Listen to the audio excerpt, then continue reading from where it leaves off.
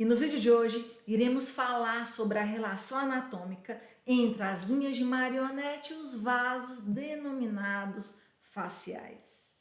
Eu sou a doutora Ana Paula Paixão, anatomista, e eu ajudo profissionais da estética a adquirirem segurança nas aplicações faciais para promover relaxamento muscular por meio da anatomia da face.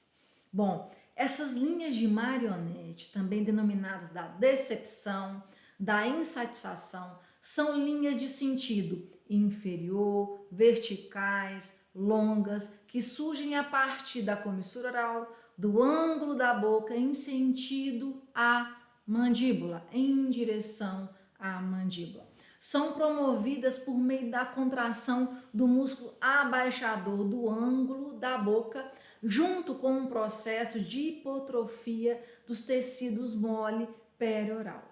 Importante lembrar também que esse tecido mole perioral pode vir associado com envelhecimento. Bom, junto ao músculo abaixador do ângulo da boca, temos também associado o músculo platisma, ajudando então não só na formação, quanto na intensificação dessas linhas de marionete. Importante lembrar também que os indivíduos que apresentam pouco tecido adiposo, pouca gordura nessa região perioral, vão apresentar essas linhas mais proeminentes, mais evidentes. Vamos entender essas linhas de marionete, a relação dela com os vasos denominados faciais. Vamos recapitular aqui comigo essas linhas, vamos observá-las. Então, estou vendo aqui essas linhas. Elas são linhas que saem a partir da comissura oral. Olha aqui a comissura oral, o ângulo da boca, de sentido inferior, de sentido à região de corpo de mandíbula. Então, é uma linha vertical, é uma linha longa, e que são feitas por meio, ou são formadas, se tornam mais proeminentes por meio da contração de dois músculos, que seria o músculo abaixador do ângulo da boca, que é o músculo primário, é o motor primário, é o músculo mais importante quanto à formação dessas linhas, associada, dando apoio a esse abaixador, o músculo platisma, a sua porção mais superior. Então, nós temos dois músculos, o abaixador e o platisma, que em conjunto, vão ajudar a formar e a intensificar essas linhas de marionete. Bom, importante lembrar que, como função, esses músculos vão entrar e abaixando o ângulo da boca. Bom, e quando o tratamento ele é feito para esse músculo com o objetivo de atenuar as linhas de marionete, ocorre também uma elevação do ângulo. Vamos pensar aqui que o ativo, o fármaco que promove o relaxamento muscular, se ele é aplicado dentro da área de segurança, importante lembrar que eu vou promover o relaxamento. Então, se eu vou relaxar, esses músculos vão puxar o ângulo da boca.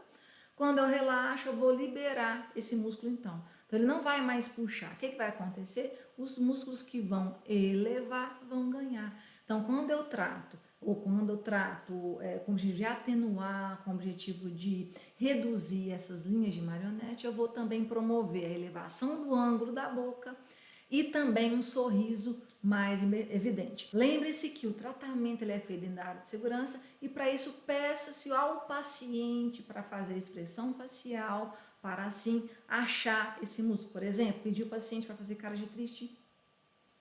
Olha o músculo aqui, né? Então ele está contraindo, puxando o ângulo da boca. Eu acho essa expressão que dá para se identificar ele, ou mostrar os dentes inferiores, ou fazer careta. Então existem várias expressões onde esses músculos podem entrar e assim a gente consegue achar e por meio da delimitação da área de segurança fazer a aplicação desse fármaco que promove o relaxamento muscular na região correta. Importante deixar claro aqui, bom, que nos procedimentos faciais minimamente invasivos, as zonas de risco ou zonas de perigo facial não envolvem somente inervação, seja sensitiva, motora, mas também outros vasos, artérias, veias e outros músculos que não o alvo de tratamento. Bom, quando pensamos em linhas de marionete, tem uma relação com a zona de risco 7 e também com a zona de risco 3, que é o nosso alvo hoje. Bom, por quê? Dentro dessa zona de risco 3, vamos encontrar um nervo motor o nervo facial, um ramo desse nervo facial. Quem é? Ramo marginal da mandíbula. Ele vem para inervar toda a região de terço inferior de face, por exemplo. E qual a relação, então? Por que tem essa relação com essas linhas de marionete?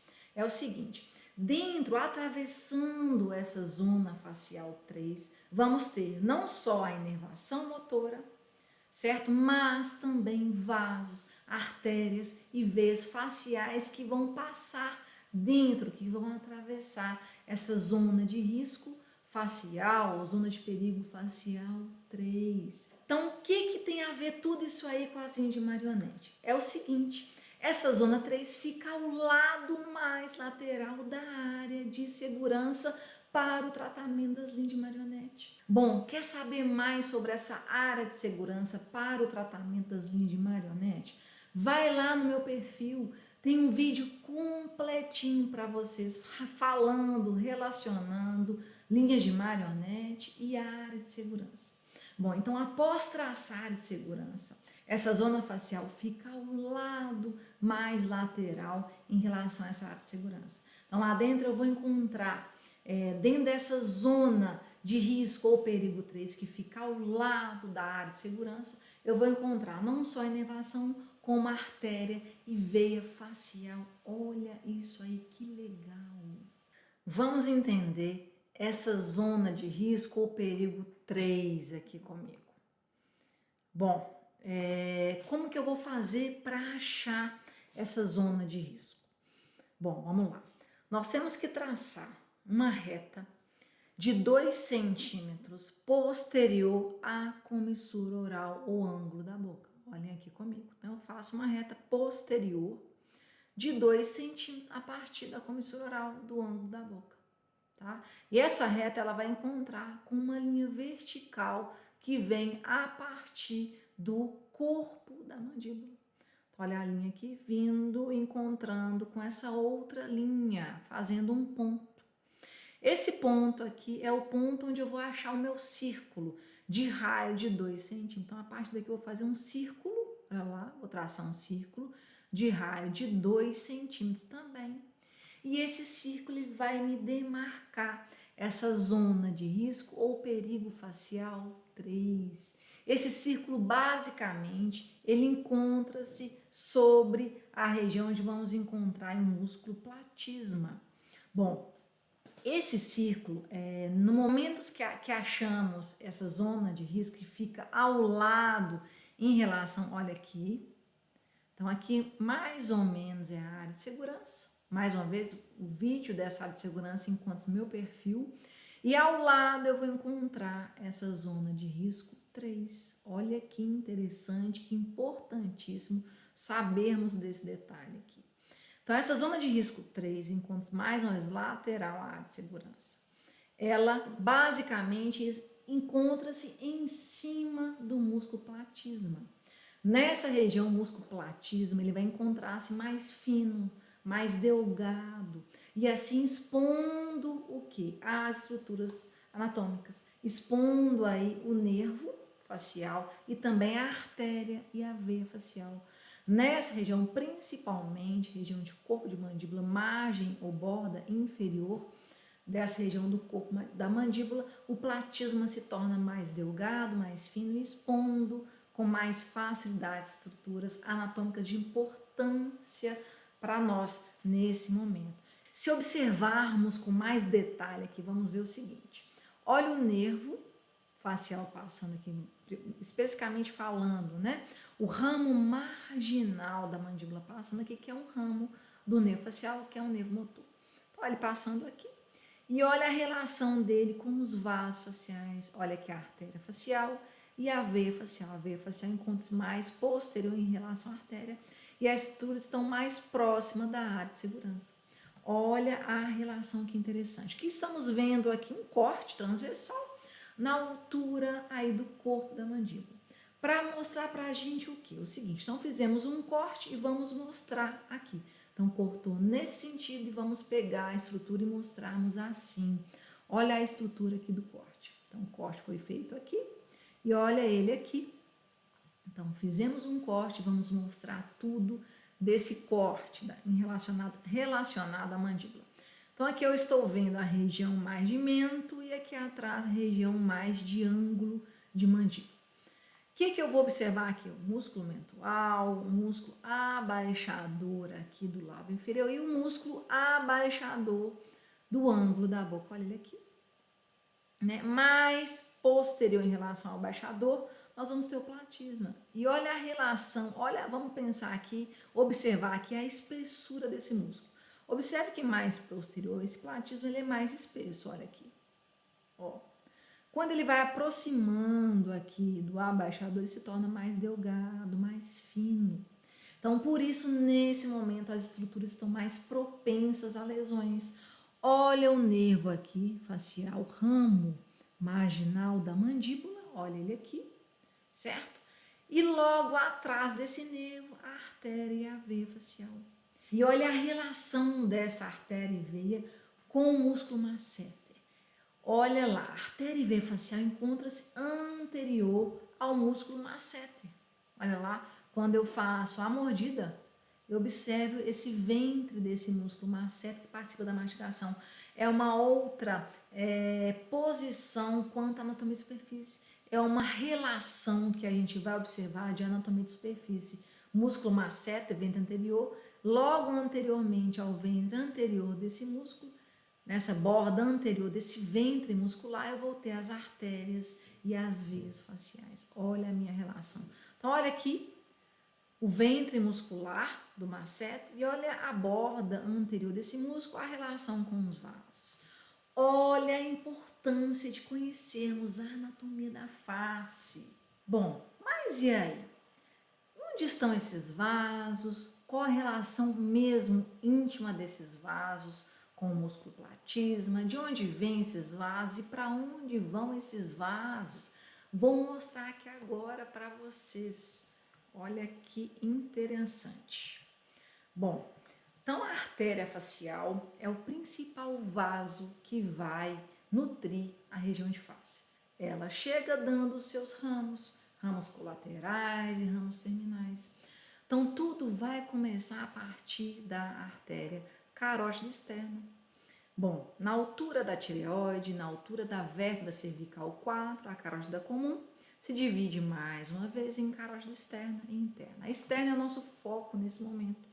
E vão dar 6 ramos, dentre elas, da carótida externa, dos 6 ramos da carótida externa, nós vamos ter a artéria facial. Então, olha a artéria facial aqui, ela tem um trajeto ascendente, um trajeto tortuoso, até chegar aqui aonde? Na margem inferior do corpo da mandíbula.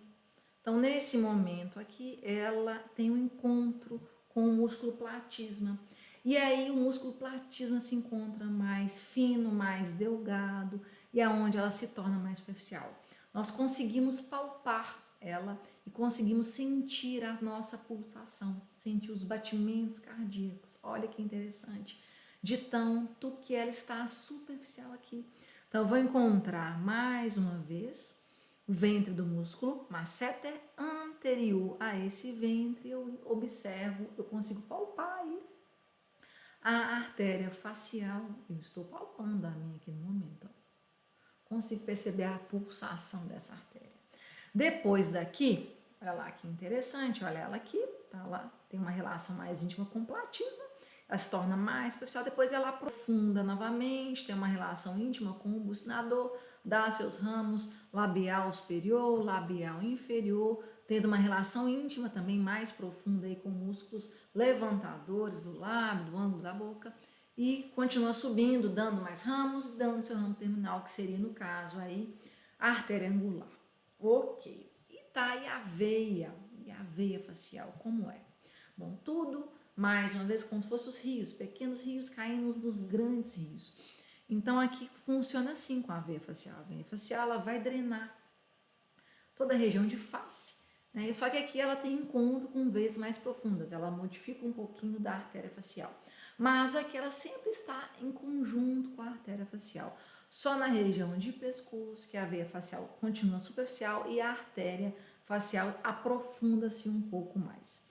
Bom, então aqui várias vezes vão drenar, ou seja, vão levar sangue para a veia facial. Olha aqui, tá? A veia facial ela não é tão tortuosa, a veia facial aqui ela é um pouquinho mais reta, o trajeto dela é um trajeto mais reto, não tão tortuoso quanto a artéria. Isso se explica por causa da questão microscópica da artéria em relação à veia. Eu vou ter mais músculo em artéria, mais tecido elástico em artéria, diferente da veia, o que deixa a veia menos tortuosa, mais reta nesse momento aqui.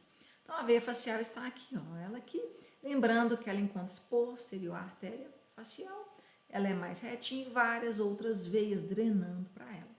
Olha ela aqui, basicamente o mesmo trajeto da artéria, e aqui ela encontra com outras para cair na jugular interna. Então, quando eu mudo de slide, que observem que a veia, olha, é mais retinha, ela continua superficial. Já a artéria que está anteriormente, ela se torna mais profunda, ela tem um contato maior com a glândula submandibular, atravessando essa glândula, e aqui já encontra-se a carótida, no caso externo, né? A carótida externa da artéria facial. Já a veia facial, que é o nosso raciocínio aqui nesse momento, ela se encontra mais superficial, e onde ela vai drenar para a jugular interna e vai trajeto até o coração. Bom, e é isso. Olha que interessante a relação, então, desses vasos com as linhas de marionete e com a zona de risco 3. Foi isso, pessoal. Espero que vocês tenham gostado do assunto de hoje e até o próximo vídeo.